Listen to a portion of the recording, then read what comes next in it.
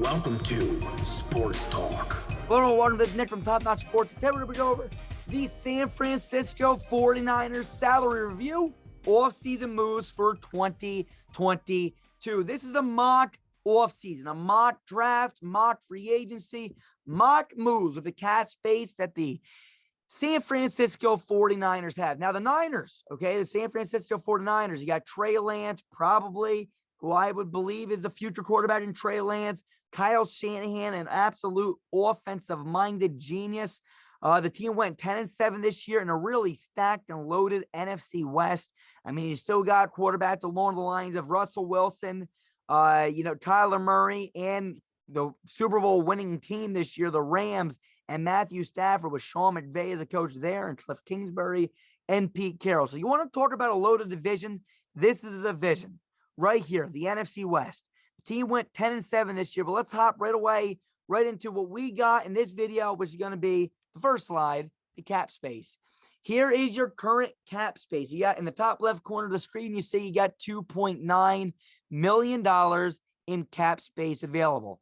The numbers you see in green here are the cap saves, okay? If you cut Samson and Bucum right now, you would save $6.5 million. If you were to cut Fred Warner in red here, you will lose $32.1 million. So right here, right now, I want you guys to look here, think about who you may cut, who you may keep, and really if it's worth cutting any of these players listed here with the current cap space. Right now, you have 2.9. So again, if you're cut Samson, that number will go up over $9 million in cap space you'll have to use this year in the draft. And in the free agency, all that combined, right? You got to sign your rookies, you got to sign your free agents. Down here's a big guy right here, Jimmy Garoppolo. If you cut him, trade him, release him, you just save $25.5 million. And man, oh man, would that be huge for your cap space. So let me know what you guys think here. Let's go into the next slide right now.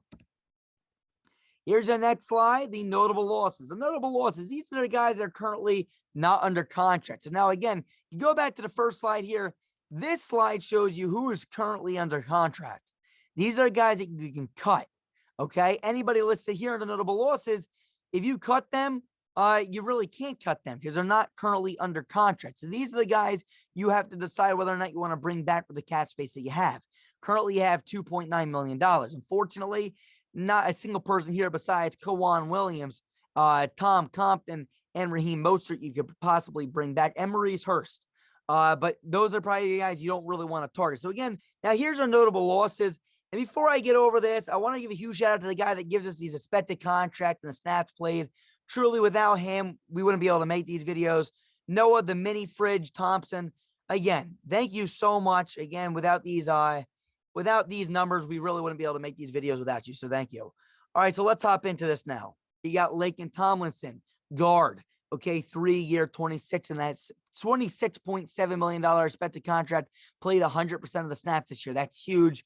You probably want to bring him back. DJ Jones, defensive tackle, 3-year, $25.5 million deal. Expected contract, 50.8% stats played this year. K1 Williams, cornerback, 1-year, $2.5 million deal, 59.8% of the snaps played this year. Cornerback Jason Verrett, 1-year, $3 million, 5.5% of the snaps played. Defensive tackle Maurice Hurst, 1-year, $1.5 million, 3.8% of the snaps played.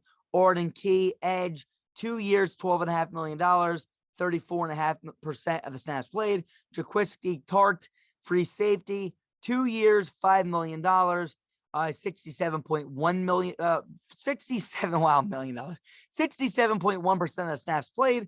Tom Compton, right tackle, 1 year, $1.8 million, 52.2% of the snaps played. And last but not least, Raheem Mostert went down with an injury this year.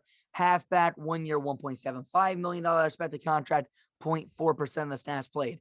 So typically here, you look for the guys that played a high percentage of the snaps. These are the guys that you typically want to possibly bring back if you get a chance to, especially if they played well with the percent of snaps that they played, because you want to keep the continuity going. So on the next slide, where I'm going to show you the potential targets. Here are your potential targets with $2.9 million. We got you guys cutting Jimmy Garoppolo, not cutting him. We listed under a cut because we actually got a mock trade for you guys right down here. So by getting rid of him, you guys can save up to $25.5 million. That combined with the estimated cap space available turns out to be $28.4 million in estimated cap space available. We got you guys bringing back Laken Tomlinson on a 3-year, $26.7 million, which turns out to be an $8.9 million cap hit. We also got you guys bringing back DJ Jones, 3-year, $25.5 million, which is an $8.5 million cap hit. Jason Verrett, 1 year, $3 million, $3 million cap hit. And Marcus Mariota, 1 year, $7.8 million, $7.8 million cap hit. That turns out to be $28.2 million in total cost, which leaves you guys with $0.2 million in estimated remaining cap space. With this being stated, here are your team needs: wide receiver, interior offensive lineman, defensive tackle, edge, and cornerback. So let's go right down the list. We got you guys re-signing Laken Tomlinson at the interior offensive lineman as an offensive guard. We got you guys re-signing DJ Jones as a defensive tackle to fill in that need. And we got you guys re-signing Jason Verrett at the cornerback position. With that being stated, we also got you guys in the second round drafting Kyer Elam, cornerback. Really good cornerback falling possibly to the second round. Would be a really nice addition. We got you guys also drafting in the second round Kyler Gordon, another cornerback. Now, you guys might think we're crazy. Look, you guys cornerbacks are not that great last year. And getting two really good cornerbacks, I know they're young, but also signing a veteran like Jason Verrett back, have him teaching these young guys, I feel like it would be a really good move, considering that, honestly, cornerback is your by far weakest position on the team right now. And then last but not least, we got you guys in the third round drafting Justin Ross, the wide receiver. That being stated, the only need that we don't have you guys bringing in right now is edge. Maybe you didn't do that in the later rounds. Let's go into your 2022-2023 expected depth chart. Here we go. Your expected depth chart you see in the top left corner. You got $0.2 million left cap space. And you look at your team here, right? So first things first, listed in blue, the light blue would be guys that you're drafting this year. You drafted Justin Ross, Kyer Elam, and Kyler Gordon, the 3 acquisitions made by drafting. In the orange here, you got re-signs: Jason Verrett, DJ Jones, and Laken Tomlinson. Now, with that being stated, we also get you guys bringing in someone like Marcus Mariota, just in case if Trey Lance is not ready. He's played the backup role for the last 2 years for the Las Vegas Raiders. Maybe he has a starting role here in San Fran if Trey Lance is not ready. I will wait and see what happens. With that also being stated, okay, you look at this team right now. Usually in green, we would have signings, but we don't have you guys signing anybody. And in yellow, we usually have placeholders. But again, this team is a really solid team on paper. We don't feel like there's a huge need at any position for the San Francisco 49ers. Therefore, we don't have you guys listed at any team under yellow.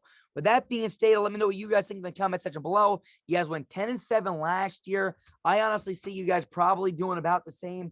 I do feel like Trey Lance gives you a lot more of a boom, to be honest with you. I feel like there's a really good chance that if he comes in and he's ready, you guys got a chance to win a lot more games. I feel like his potential is way over Jimmy Garoppolo. But I did tell you guys last year, too, Trey Lance was my 4th ranked quarterback prospect, below the names of, Zach Wilson, Trevor Lawrence, and Mac Jones. I know you guys might hate me for that, but then Trey Lance was next. And then after that was Justin Fields. Trey Lance, the main knock I had on him was not enough experience, and that's why he didn't start last year. We'll see if he's ready yet. Throws some knuckleballs, throws a ball. I mean, this guy has the arm. He has the zip, but a lot of his throws are knuckleballs too, so you got to straighten that out. But I know for damn sure that he has a lot more potential than Jimmy Garoppolo. And I mean, what can Jimmy G do? You guys got to the Super Bowl, but if you guys want to get to the promised land, you need a little bit of an upgrade, and Trey Lance may be that guy. And if it's not this year, maybe the year after. We'll see what happens. Ladies and gentlemen, we'll see you guys soon. Peace. We are Built Better.